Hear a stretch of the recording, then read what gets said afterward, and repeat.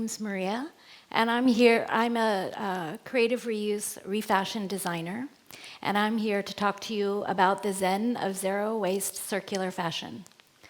So in order to kind of get a sense of everyone in the room and how this topic might relate to you, I just want to see a show of hands of how many people here are currently wearing clothes. Okay, it looks like most of you are wearing clothes. Maybe a few in the back are not, but that's okay.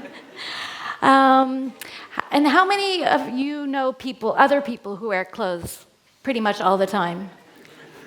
Okay, great. Okay, so this is then a topic that I think will relate to most of you. So I want to start a little bit with my story. So I grew up in California, and in the 60s and 70s, there was a big change in fashion, and we really took it to heart in California. And as you can see from this photo here, we really went with the changes in the fashion that were, in a way, it became a time when the fashion left the very strict confines of a social order and became more of freedom of expression. And so this was a time when fashion really started to take on a very different look from it where it had previously, which came from a very kind of traditional cultural background rather than a freedom of expression. So I loved clothes from a very early age, and I also started to sew when I was young. And one thing that I realized very early on was that the quality of the fabrics that you were working with was super important. And so I also found that when I went shopping, a lot of times the quality of the clothes wasn't as good as I couldn't afford the high quality clothes.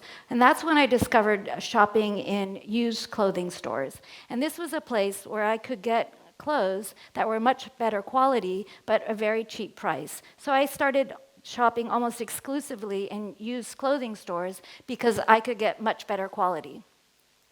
I also, because I was buying used clothes, I learned how to alter them so they would fit me and suit my style.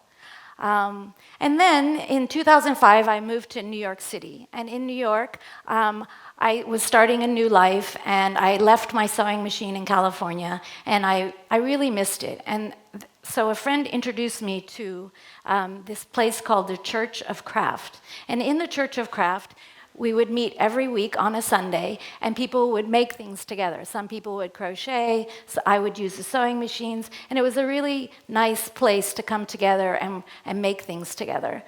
But then I also realized that I started to crave these Sundays when I would come and I would be with other people and I would work on something. And I realized that when I was working on something, I went into this kind of meditative flow, and I was very focused, I felt very peaceful, and the time would just fly by. So I really recognized that the name, the Church of Craft, was actually very powerful in that there was something kind of spiritual and focused and mindful when I engaged in this kind of working with textiles. So then I came to Athens, and I started working in a free shop. And the free shop was created as a part of a community center called Cora. And we started in 2015 in order to help meet the needs of refugees who are arriving in Athens. And through the center, we started the free shop, which is a place where you give away everything for free. And this is actually a concept that was started in San Francisco, in California, in the 60s with this anti-consumerist mentality. So we were giving out all these free clothes.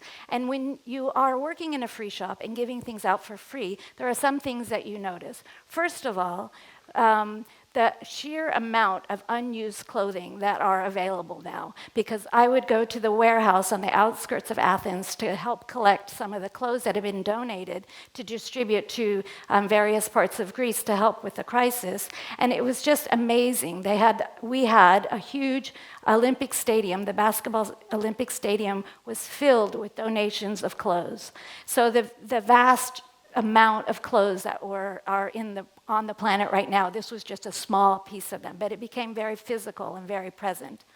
So the other thing is that you realize is that how important clothing are to your individual expression. So people, especially if you're coming to a new country and you're trying to make a new life for yourself, and you want to express who you are and have people understand where you're coming from and what your ideas are, their clothing is the first message that you send to people, what you are wearing. So that became very apparent when I was working in the free shop. And then finally, when you're working in a free shop, you realize what nobody wants, even if it's free. And I started to notice the things that we would get a lot of that nobody wanted, that nobody would take. And this was what I discovered. One of the things was the businessman suits. And so we had a lot of businessman suits that were piling up in the free shop. And when you think about it, who's going to want a used businessman suit? A businessman is not going to want it. An unemployed person is not going to want it. A homeless person is not going to want it. A refugee is not going to want it. There was nobody who wanted these businessman suits, but they were beautiful textiles, like very fine wools and 100% cotton button-down shirts and silk ties, but they were just not being used. So I decided to do a project using these businessman suits. So I made a fashion line using only the components of a businessman suit. So the jacket, the pants, the shirts, and the ties. And as you can see here in the picture, it was able to transform them into something completely different and new. So then when that brings me here. I was invited to do a TED Talk. And so I thought I'll research to see what kind of information has already been shared in TED Talks. And as you can see here, there are piles and piles and piles of TED Talks that are all about this subject, around overconsumption, the overproduction, the problems of the ecosystem that's from the textile industry. So you can go and you can consume some of this information that's already out there, because a lot of people are talking about it. And so the thing that I realized is that the sharing of ideas, as we do in TED Talks, is really great, but what we need to do now, because we're reaching a crisis level, we need to start thinking of how we want to respond and what actions we can take. So this is the part of the TED Talk where I give some of the crazy statistics, and there are some really astounding statistics around the global textile industry. First of all, it's a $3 trillion business.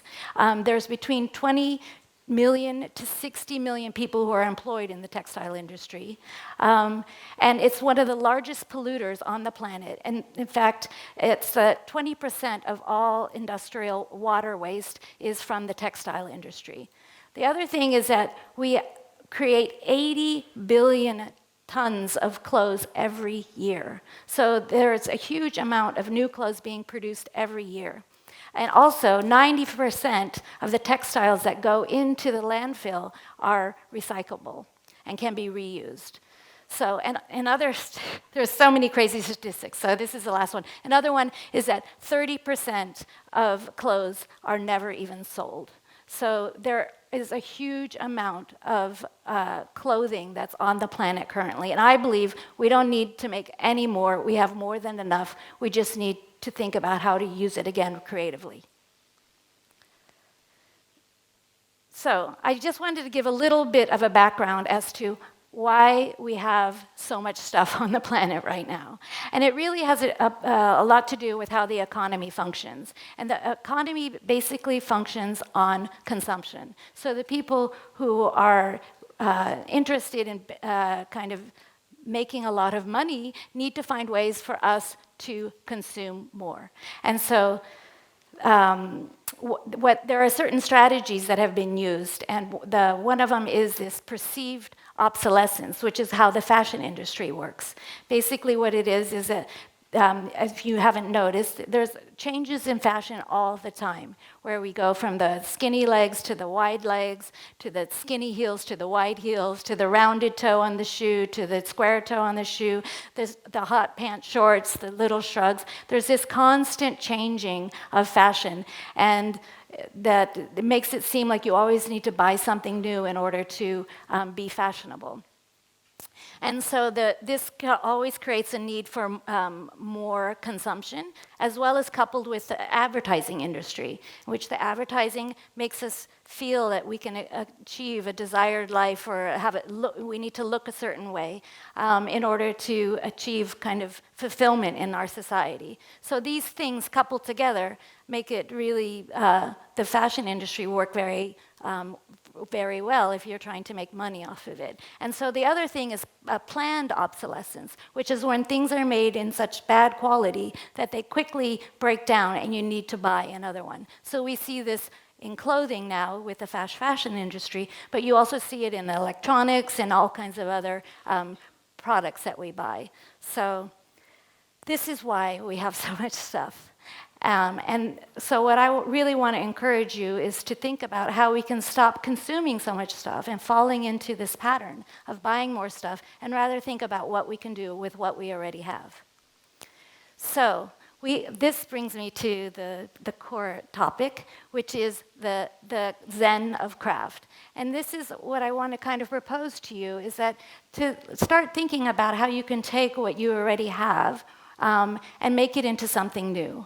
Instead of throwing something away, try and repurpose it. And so there are a lot of things that can come out of this. For example, what I was talking about earlier, this meditative flow of feeling focused and grounded and mindful because you're focused on doing something. It's problem solving as well. It's finding new ways, new creative ways to find solutions to problems that something that has a rip or a tear. You can think creatively about how to remake it. There's also a very, I think, healing feeling that comes just from the simple process of mending something, taking a rip or tear and making it whole again.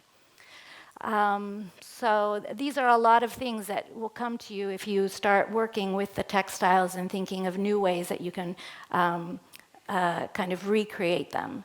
So here comes the big switch of perspectives that I want you to think about. And I'm actually wearing an example of it. So after I recognized that the businessman suit was something that there was a lot of that nobody wanted, another thing that I realized here in Greece is that there's a lot of the semedakia. And they're beautiful, and they're handmade, and they're oftentimes very fine textiles, and there's a lot of care and expertise and love that's gone into these items, yet they're sitting in closets, and they've even become kind of a joke. So, but I do think that a lot of people have a very kind of sentimental attachment to the semedakia as well. So this is my new project, is to take the semedakia, as you can see here, and turn it into, refashion it into something that people will want and that people can wear. And I also feel that this is really a beautiful kind of honoring of the traditions of the women's craft and the work that women have done with such detail and skill for so many generations. So I'm going to be doing another fashion project where we'll be taking used clothing and putting them together with semedaki and making something new. And actually, this skirt. Yesterday, when I was starting to get nervous about giving this talk, I decided I would make myself a TED Talk skirt. And this is made out of a man's business shirt, and you can see it even has this super handy little microphone pocket on it. That kept me calm. I was focused. I thought about how I wanted to structure it, and it really was kind of the perfect thing to be able to prepare for this talk and remain calm, is to be able to make this outfit to show you the possibilities that I'm sure all of you have in your closets at home, or your parents have, or your grandparents have. So I want to you to switch your perspective on the potential of the semidakya and maybe start thinking about how you would recreate them and make something new out of them. So I really want to emphasize it's not what you lose, but what you can gain by thinking about how you can stop consuming so many new clothes and start being creative with what you already have. And another thing that I really want to encourage people to do is to think about, instead of going out and buying something new, maybe exchange with other people. So I also run a monthly clothing swap where people bring in clothes that they don't want and take things that they like. And this way you have something new, but it's totally free, and you also put your clothes back into circulation. And this is something you can do with your friends. It's a really nice way of spending an afternoon, is kind of getting a whole new wardrobe for free. So also taking care of your clothes, being, mending them when they need to be mended, and alter them when they need to be altered. So I want you also, when you're thinking about maybe buying something new, you have a special occasion or something, or just, you want to spend some time out shopping, be very conscious about what you're consuming, to think about, do I really need this? Is it good quality? Will it last me a long time? Is it something that I already have? And really think about that before you buy something new, because I really believe we have more than enough clothes on the planet, and we just need to start reusing them and being creative with it.